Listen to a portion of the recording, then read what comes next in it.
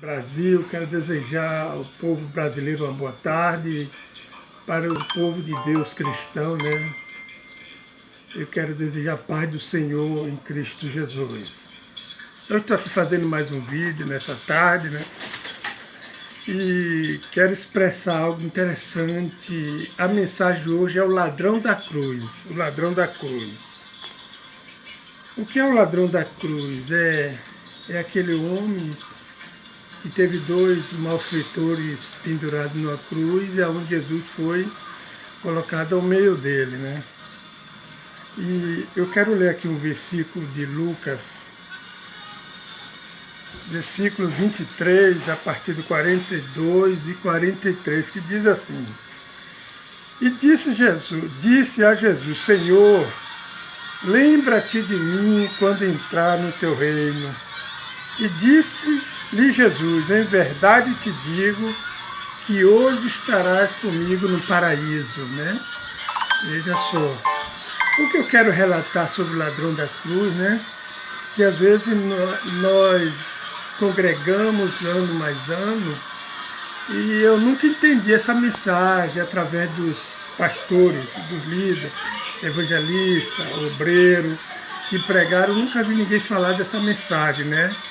E Deus e o Espírito Santo me deu essa mensagem terça-feira, numa plena manhã, 6h30, eu estava acordando e vi essa mensagem, o ladrão da cruz.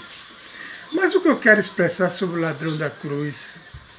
O ladrão da cruz, ele estava ali, já repetindo de novo, pregado numa cruz, né? E Jesus no meio deles.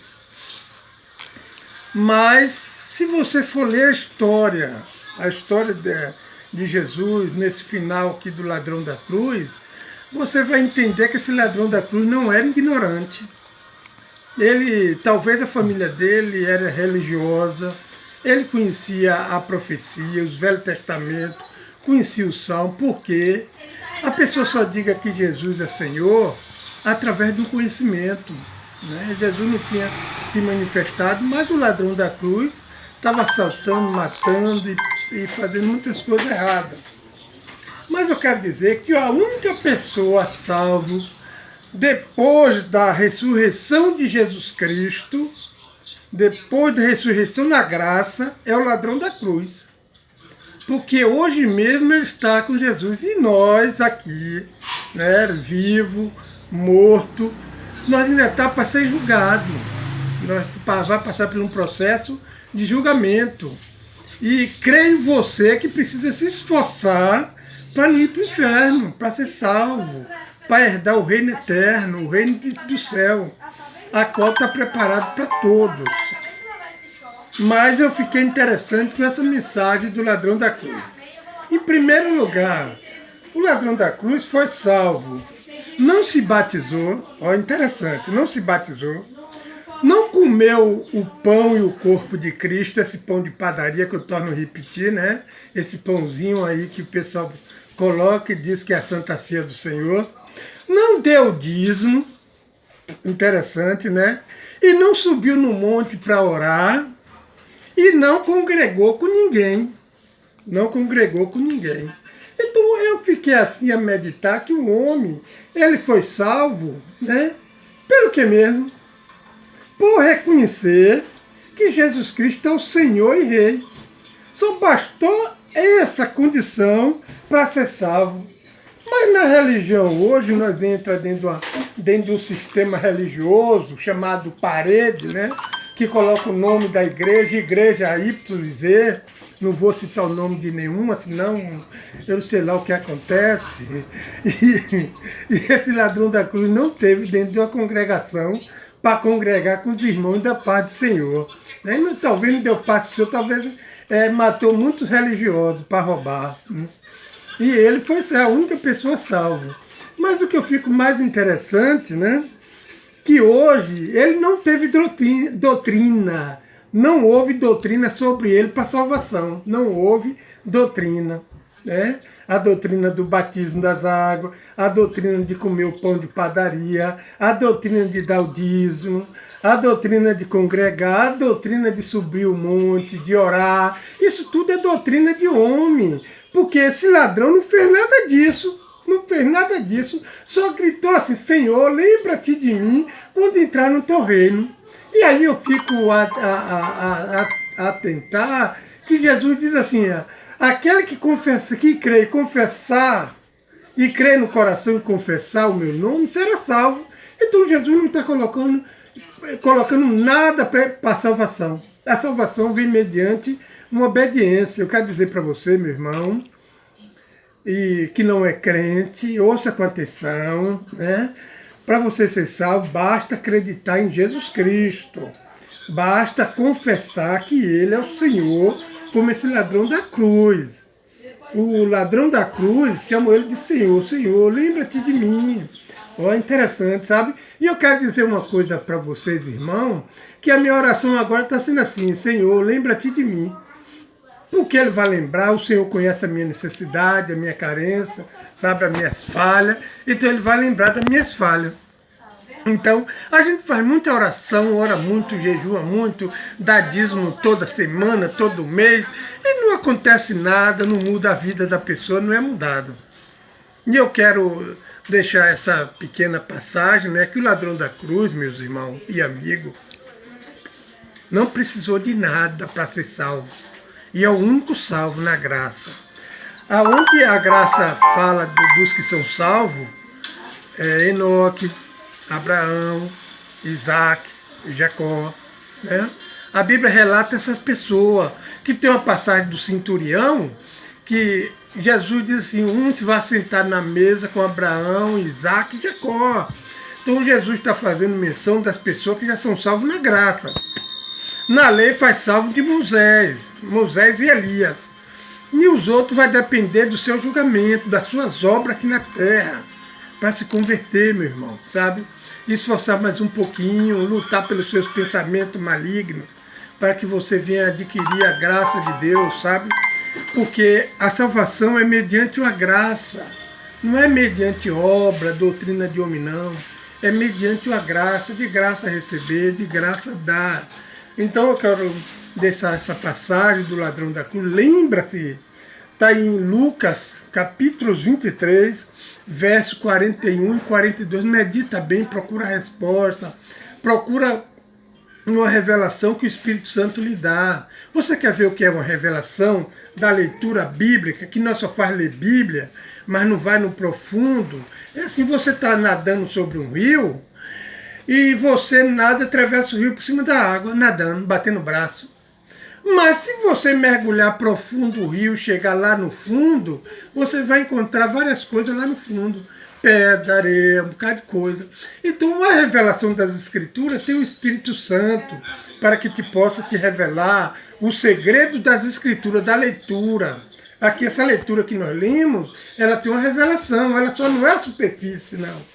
De você ler, está tudo bem, o Senhor é meu pastor, nada me faltará. Não, existe uma revelação sobre cada versículo. Por exemplo, Jesus, na lei, era o pão e o corpo. Na graça, nós somos o pão e o corpo. Eu sou o pão e o corpo. Quando eu estou só, eu sou uma parte do corpo de Jesus. Uma parte. Quando nós se diz muito, um corpo, uma aglomeração de gente, aí passa a ser o corpo de Cristo, aquele grupo de pessoas. Então Jesus na lei era o pão e o corpo. Na graça nós somos o pão e o corpo. É por isso que nós não devemos comer a ceia, porque você não pode comer você mesmo. Mas voltando para o ladrão da cruz, meu irmão, eu achei muito interessante a salvação desse cidadão, desse homem perverso, criminoso, né? Porque quando fala ladrão, o ladrão mata e rouba, é só para matar, para roubar. Então, mas esse ladrão da cruz aqui conhecia Jesus, ele conhecia. E eu tenho plena certeza nesse tempo que ele conhecia a lei, que o Cristo há de vir. Por isso que ele chamou Jesus de Senhor, que era um que não merecia ser essa morte. Mas como estava escrito, se cumpriu a lei sobre Jesus. E eu quero deixar essa passagem, né? E quero falar também, em cima desse momento do ladrão da cruz, outra revelação está em Lucas capítulo 15, e o verso 404, diz assim, ó. Um homem dentre vós tinha 100 ovelhas, e perdendo uma delas, não deixou no deserto a 99 e foi, pois, atrás das perdidas. Eu quero trazer outra revelação aqui sobre as 100 ovelhas.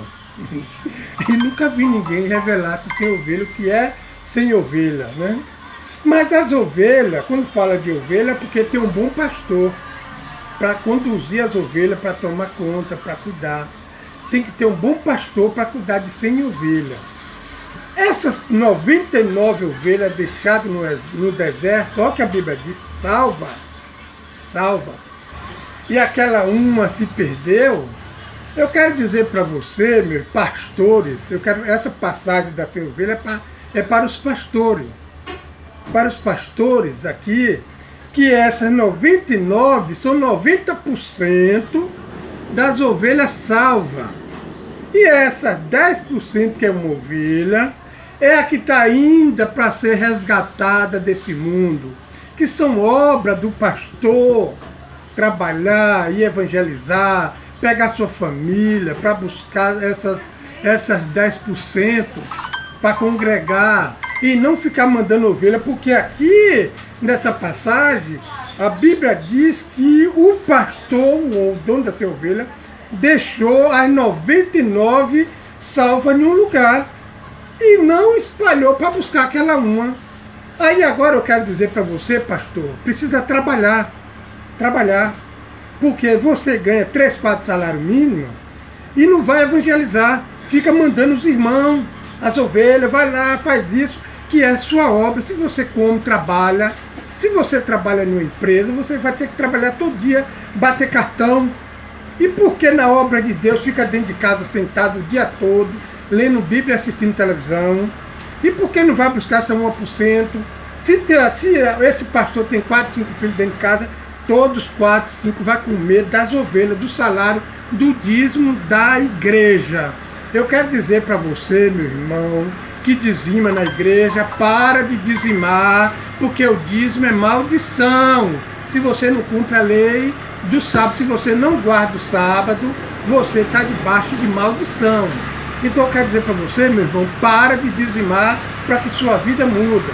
E manda esses pastores que tomam conta de 100 ovelhas para ir buscar as outras, com sua família, com suas filhas, com seus filhos, com sua mulher, porque vive sustentado da igreja. Então, se vive sustentado, se ganha das ovelhas, tem que trabalhar. E por que não trabalha? Fica só dentro de casa dizendo que está trabalhando, está estudando.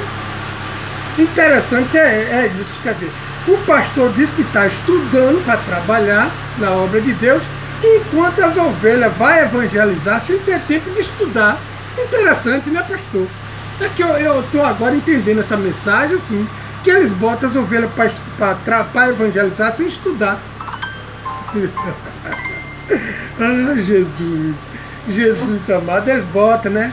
Mas e por que ele não deixa as ovelhas aprender primeiro a Bíblia para poder estudar, né? E aí diz que está estudando dentro de casa para fazer a mensagem e empurra as ovelhas no campo despreparada. Nem, pastor? Eu quero dizer para você, pastor, que está acomodado, entendeu? Vá trabalhar, que Deus vai te dar graça para você ganhar ovelha, sabe? Eu quero deixar essa mensagem do ladrão da cruz e da sem ovelha, né? O ladrão da cruz é aquele que acha que dentro da igreja se salva lá dentro do templo, orando, não precisará, precisa você entrar dentro do sistema de Deus. E eu quero agradecer por esse vídeo, que vocês compartilhem ele, presta bem atenção, não dizima, viu? Pega seu dinheiro e gasta o que você necessita.